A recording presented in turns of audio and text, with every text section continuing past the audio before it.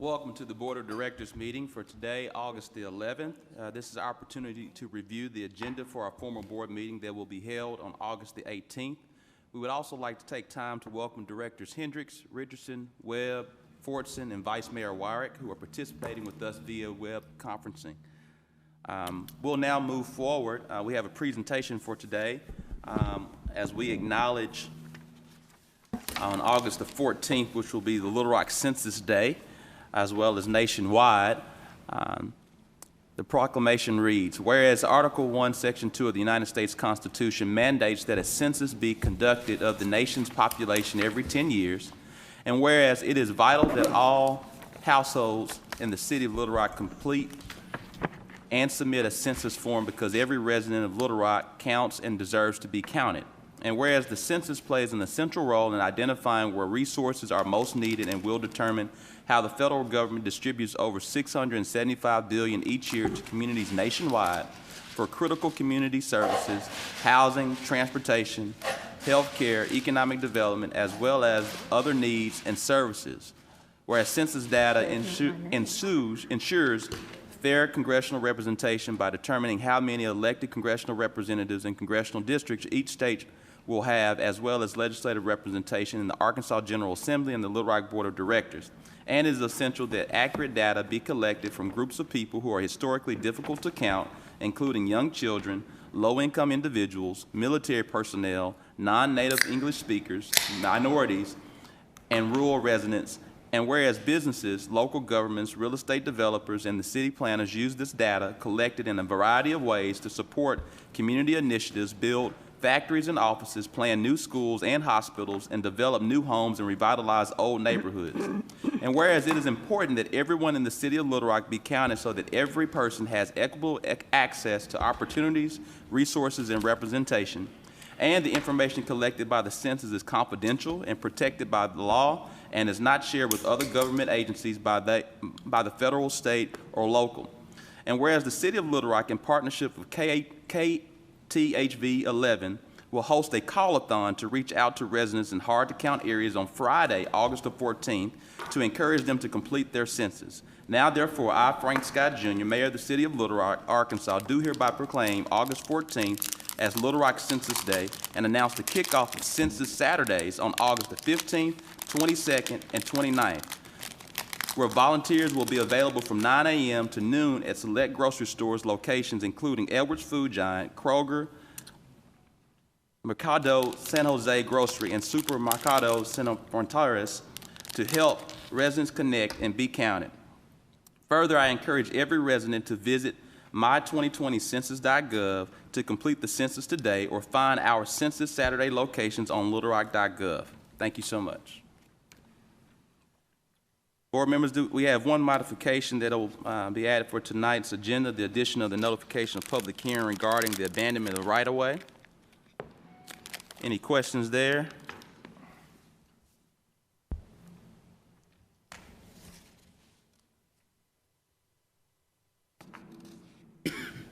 Seeing none, any questions for items 1 through 3?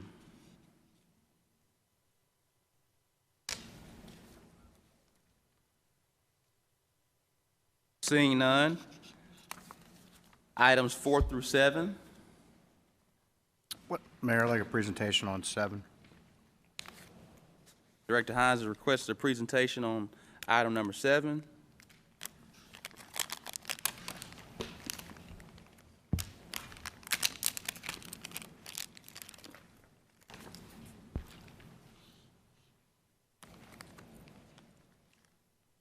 All right, seeing no other questions. Director Hendricks, I think you want to speak to item number 8. Mayor, Yes. I think Director Hines asked for a presentation on item 7. Oh, I'm sorry. I thought he meant. Okay. Al, if you could bring up the zoning map. Director Hendricks, Director Hines, before we move to item number 8, I inadvertently moved on. Director Hines requested a presentation from Director Jamie Collins in planning for item number 7. We'll be right to you. Director Collins.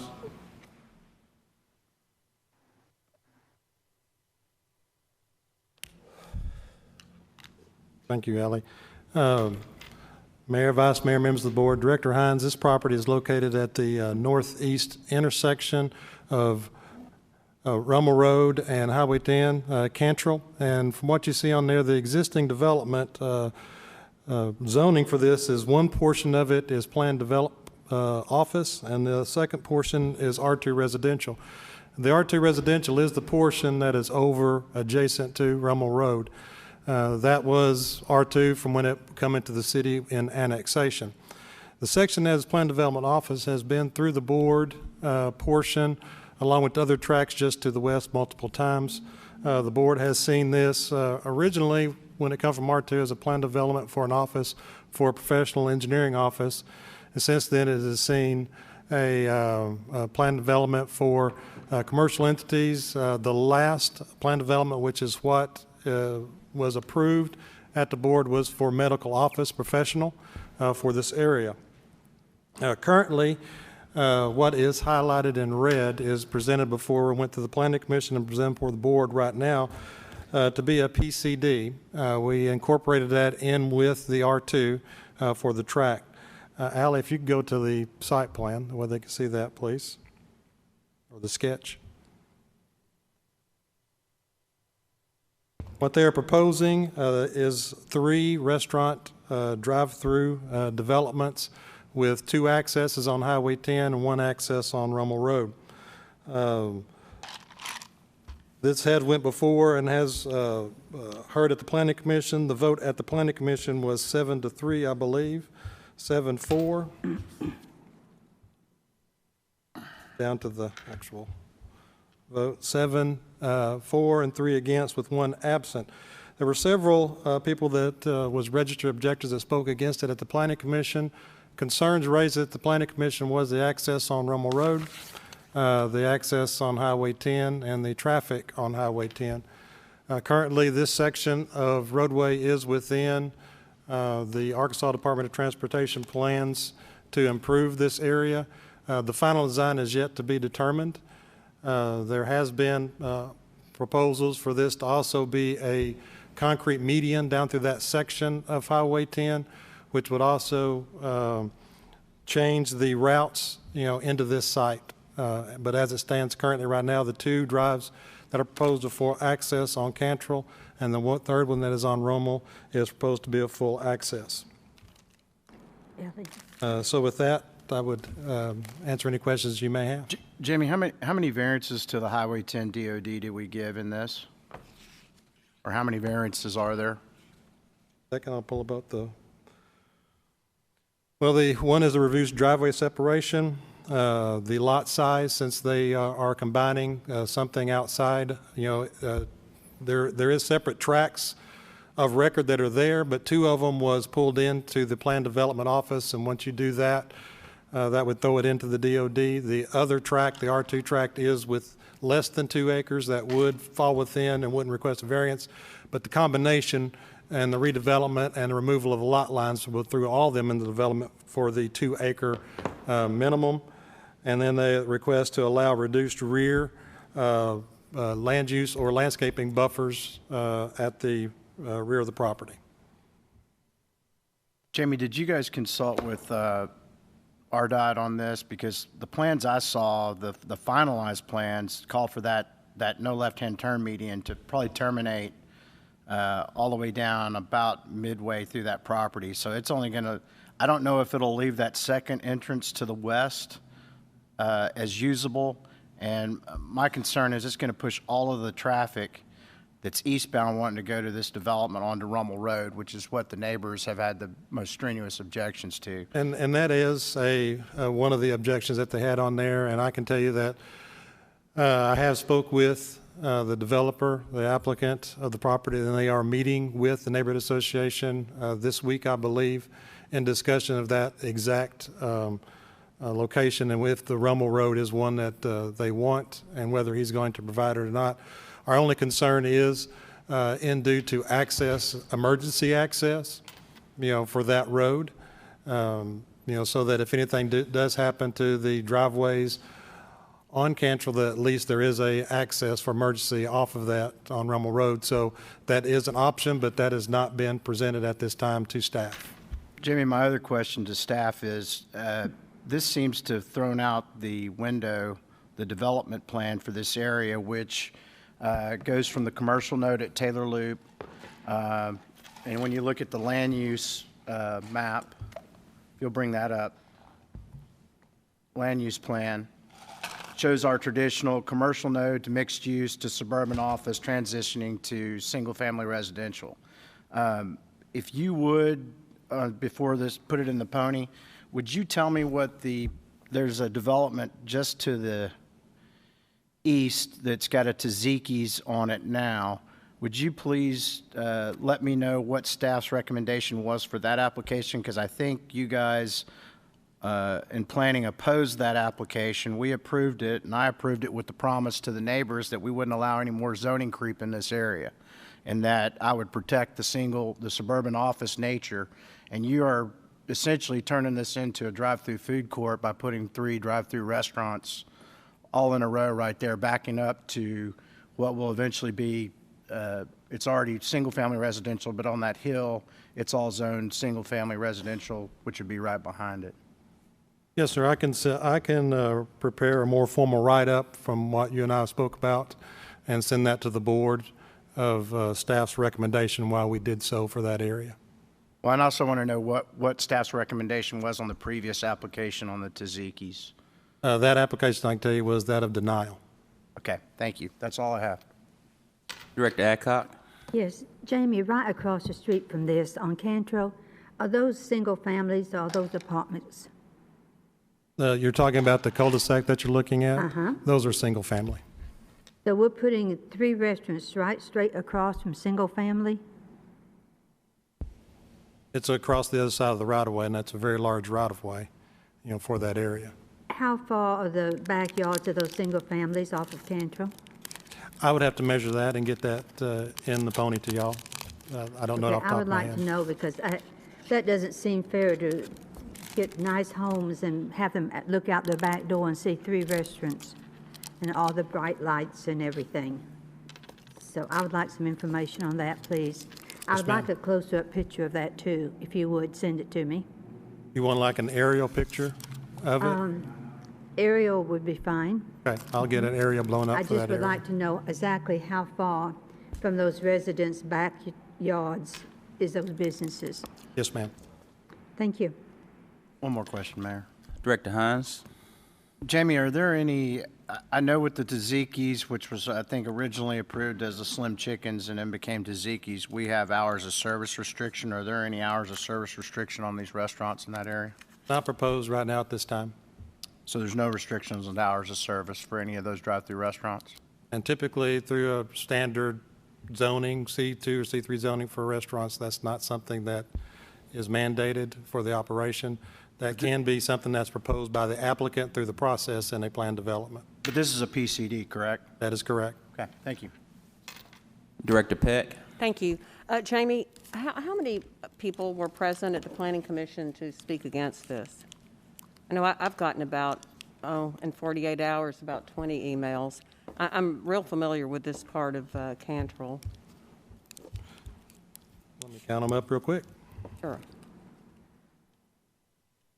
I'm concerned for the same reasons that Lance and, Joan are. I actually drove up and down with about 3 miles in either direction on this part of Highway 10, and there are over 20 fast food and casual restaurants are already there. I don't know about the need for more. I'm really concerned about Rummel Road, the lighting, the signage, if it's drive-through, the noise, the access. This can be a hard sell. I'm really concerned about the intensity of 3 fast food restaurants right in a row right there. Were there many objections? There was listed 8 objectors present. I do not believe that all of them spoke, but they abdicated some of their time for others to speak, so they were all there in opposition. Okay, thank you. Any more questions? Director Adcock? Yes. Jamie, I noticed on here that staff recommends approval. I don't believe this keeps up with the Highway 10 plan. So when did staff back off from recommending the Highway 10 plan? Well, first, let me make a clarification between the Highway 10 DOD and the land use plan. Those are two separate entities. What Director Hines was referring to was if you'll pull up the land use plan, Ally, on that, there is an office transition that on the land use plan that went through and got approved at the Planning Commission and the board.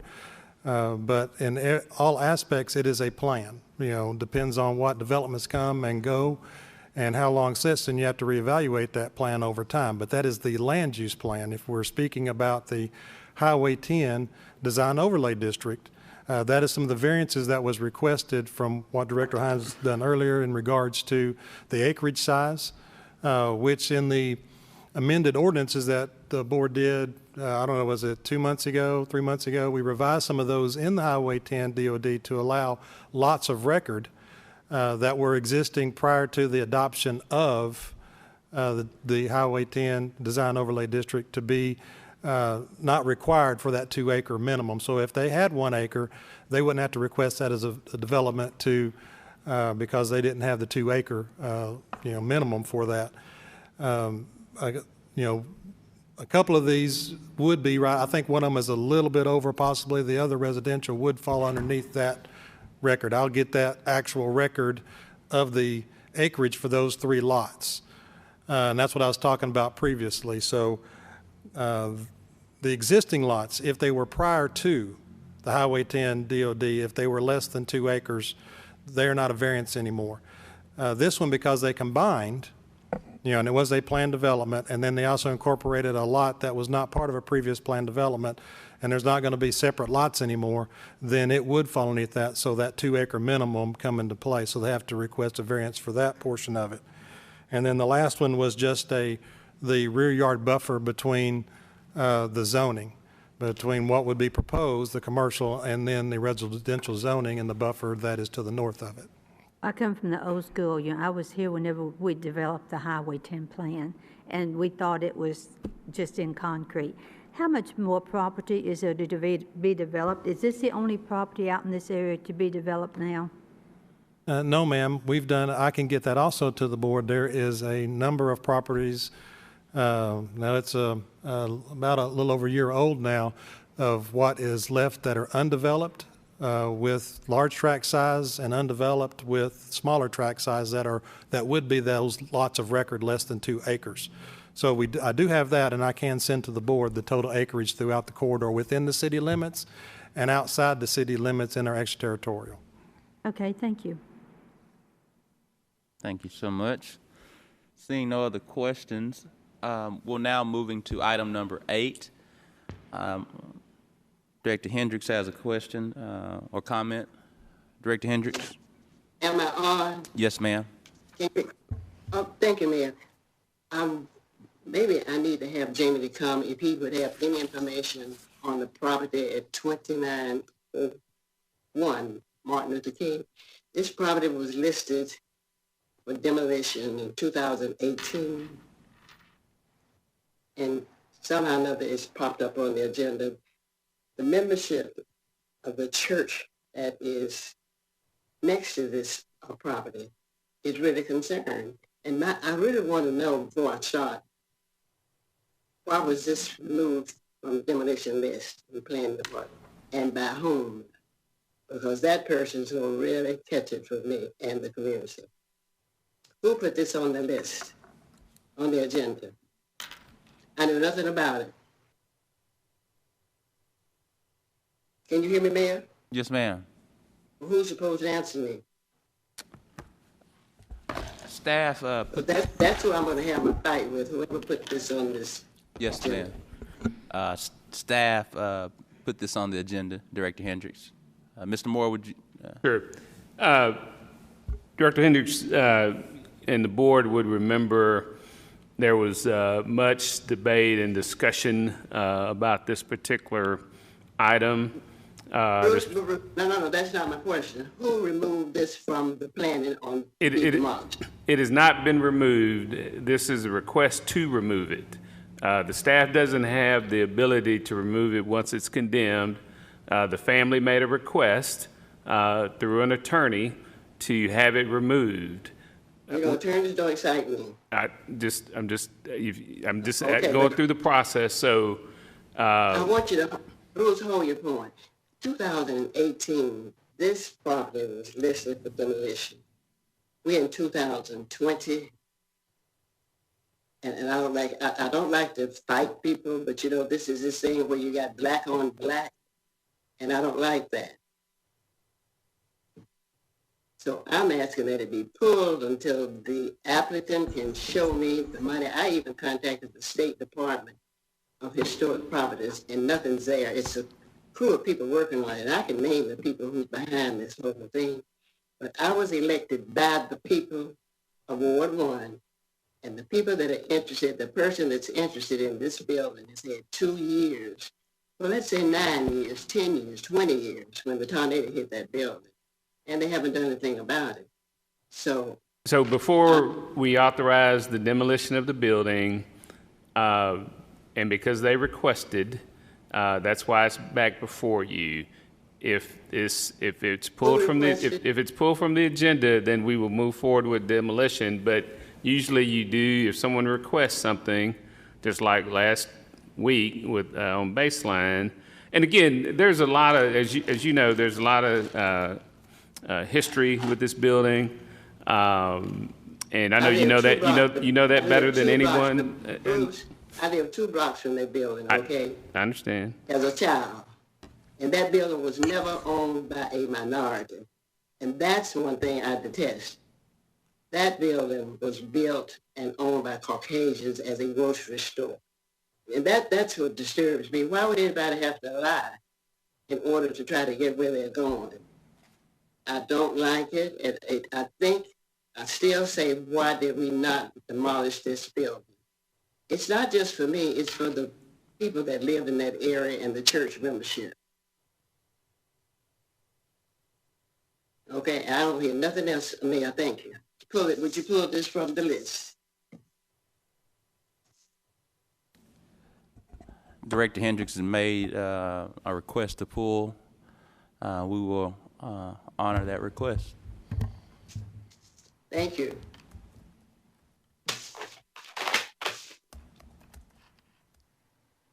Any more questions?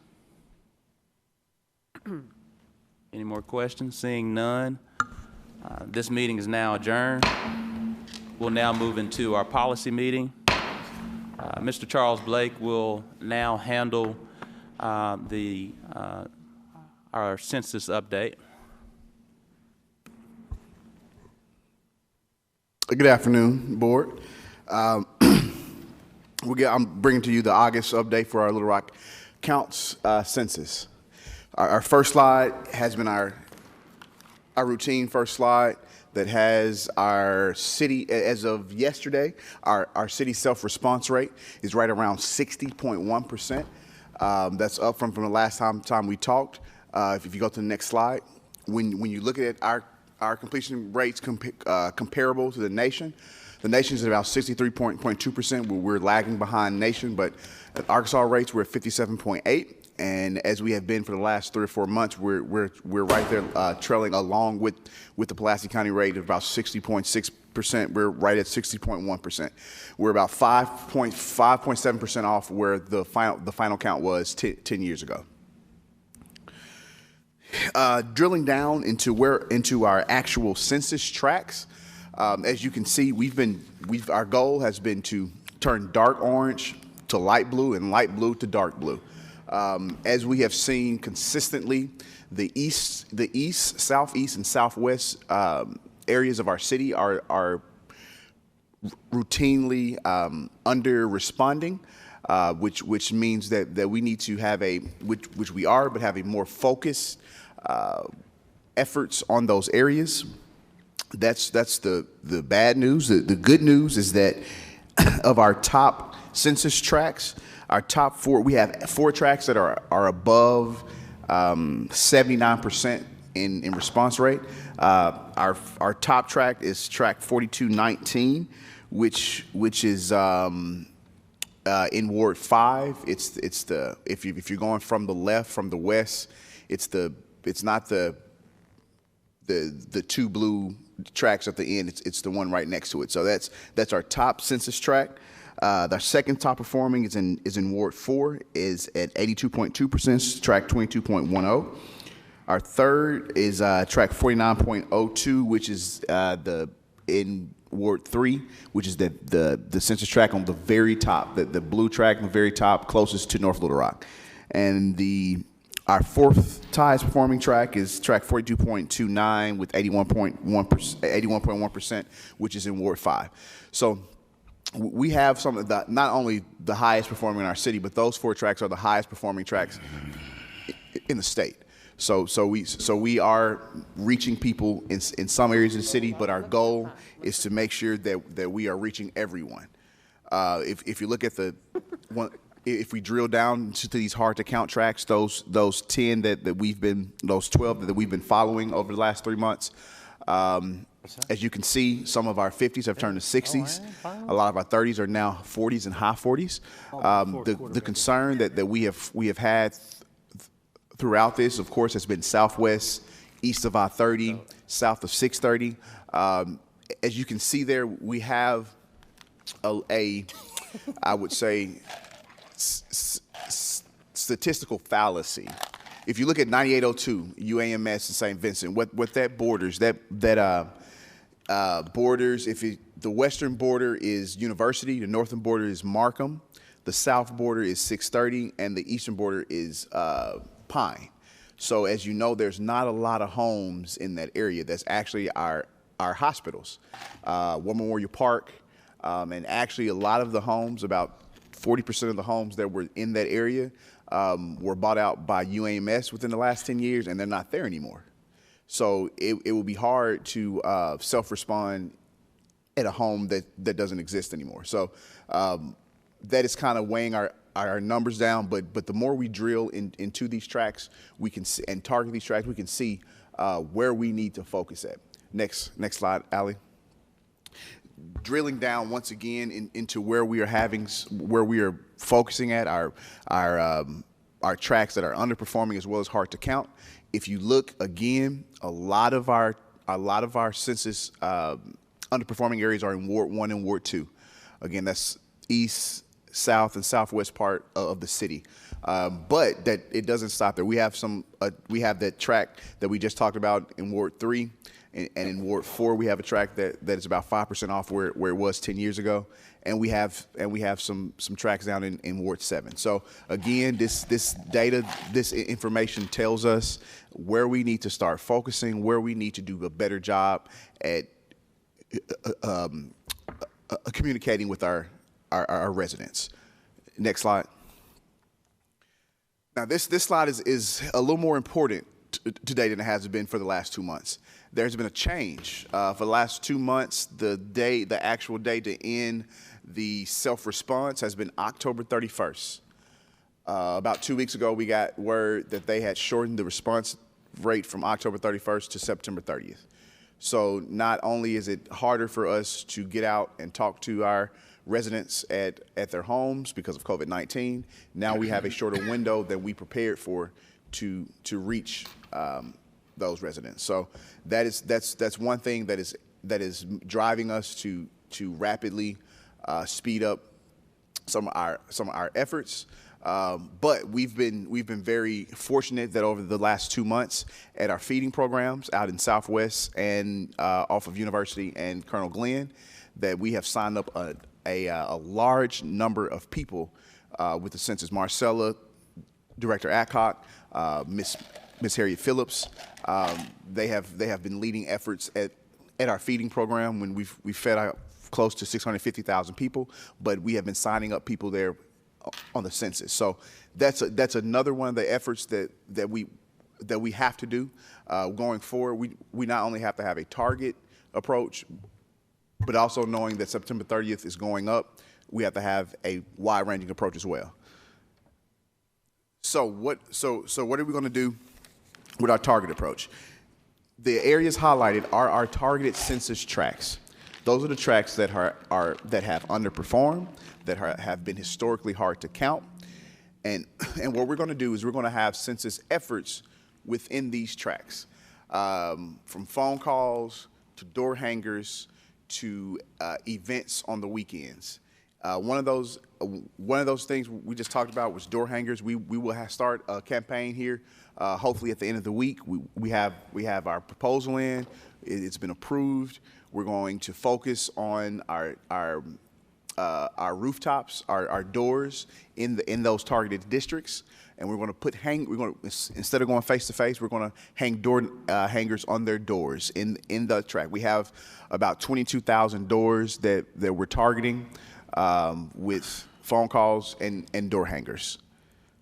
Also, one of the big efforts we're doing, and this was recently announced, but we've gotten calls today from some of our neighboring cities wanting to have something, wanting to mimic our initiative here. What we have here is our 2020 Census Saturdays. We're going to be going in those targeted areas, the grocery stores in those targeted areas with volunteers, with our neighborhood resource specialists, with a lot of the mayor's staff. We're going to be at these grocery stores from 9 to 12 on these Saturdays. Go to the next slide. Make it bigger. So August 15th, August 22nd, August 29th, we'll be at Edwards, Kroger's. The mayor just mentioned these in that proclamation. Edwards, Kroger's, Mercado. We're going to be at these grocery stores, thank you, at these grocery stores August 15th, August 22nd, and August 29th from 9 to 12. We're going to be helping people respond to the census where we know they probably will be at on Saturday morning. So we're trying to meet our residents where they are. Again, we talked about it's been extremely difficult to reach out to some of our residents in these targeted areas. So as we have been doing at the feeding sites, we're going to reach out and be at grocery stores 9 to 12, August 15th, August 22nd, and August 29th. Next slide. So one of the like I said, we have the door hangers, the Census Saturdays, but something that we're really encouraged about is our KTV Census Day partnership that will be happening on Friday. So we have everything from a meter that's going to be running on the bottom of THV during their show. They have a call from Craig O'Neill that's going out to our targeted residences across the city. They're going to be having different segments with the city. So on Friday, it will be Census Day at THV, along with Selfie Day at our city. So we would like to have a nice incorporation of Selfie Day and Census Day. On social media, THV has created a frame for your social media profile pictures, which basically reminds everyone to be counted, and that Friday, August 14th is Census Day. So that's part of the big general. We have to let everyone know, full court press, that it's census time. We have the target approach with door hangers, with phone calls, with grocery stores, and we also have a huge Census Day event on Friday. So going on, we will be partnering with Little Rock School District, as well as putting flyers in when the students get their technology, as well as some backpack drives. So we will continue to update our City of Little Rock website, our Census 2020 button, which has been extremely helpful for many people. We will continue to have a target approach, as well as what some may call a wide shotgun approach. Next slide. And don't want to get out of here without reminding people, if you have your letter and you have responded, please respond. This is what your letter looks like. And the next slide will show what the census, and it really takes five to 10 minutes. So if anybody's listening, it's quick, it's not cumbersome, and it helps your city get money. So, and I'll be willing to take any questions. Director Adcock. Yes. Mr. Blake, so far in the feeding program, we have done 738 census for a total over the 10 years of $22,140,000. Absolutely. We have done those in both Spanish and English. Also, in looking at your sheet here, Yes, ma'am. we have one of these locations that is actually 7 miles into Saline County. Are we going to go into Saline County and count? No, what happens is because that location is in which location are you talking about? The Edwards Food Giant at 20383 Down Arch Street Pike. Down Arch Street, yes. Because that census tract that Edwards is in is a lot of our city residents that live down Arch Street Pike, they shop there. So just because we're not going to their home, we're trying to meet them where they are. They may not come into the Edwards on Main Street to shop. They usually would go down to the Edwards on Arch Street Pike and shop. So just because we're there doesn't mean that our residents don't shop there. So we want to make sure that is a census tract that a lot of residents down Arch Street Pike who are in the city live in. So we want to make sure that Are we going to take the capturing them as ones well. who live in Saline County and now Hensley and Wrightsville, which are out in that area? Mm-hmm. Both of those have Little Rock addresses, but they are not Little Rock residents. So are we going to take Hensley and Wrightsville people too and do the census on them? We're going to do the census at the grocery stores for any resident that wants to complete the census at the grocery store. If it's not us filling the census out, it's them filling out. If they do happen to live in Hensley or Wrightsville, that is still a chance for them to fill out the census. So we're not going to be discriminate on people because they may not live in the city. We want to make sure that people who live in the city and still shop at that grocery store will still have, so we're not going to ask them if they live in Hensley or Wrightsville or Little Rock. If we're at the grocery store and they want to fill out the census, then we should probably be helpful. Have we checked with the city of Wrightsville and Hensley to make sure they know we're coming in there and that we will take them if the people want them? Because I wouldn't want us going where we're not welcomed. Are you saying that we wouldn't be welcome to help people in Wrightsville to fill out the census? Well, I think that we need to tell the Wrightsville city Okay. government and the Hensley city government that we will be there and we'll be happy to do their residents. Mm-hmm. But I don't think that we should push ourselves in without telling them we're coming. Okay. Thank you. Thank you. Thank you, Director Adcock. Any more questions from Mr. Blake? Thank you. Thank you so much. Mayor, Director Wright? I would like an opportunity to sit down with our public works staff and get an overview of processes and procedures. I'm just having too many items that are not being picked up, and I don't know what to tell residents anymore. So I need to get some clarity, and I don't know if anybody else is having this problem, but I'm constantly taking pictures and sending things in, and the things are already in the 311 system, they're just not being picked up. So I don't know what's actually happening. Yes, ma'am. We will make sure that you have a meeting with Director Honeywell to address those issues. Okay, thank you.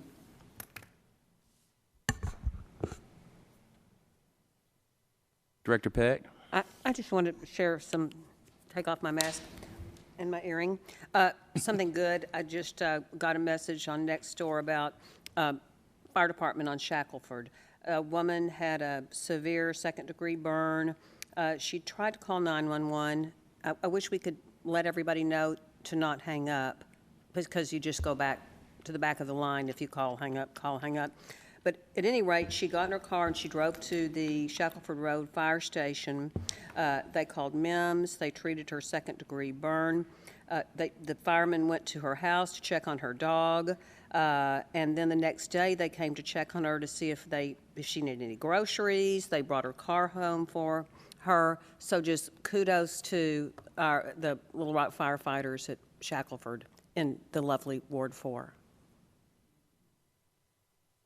Yes, ma'am. Any more questions? Seeing none, this meeting is adjourned.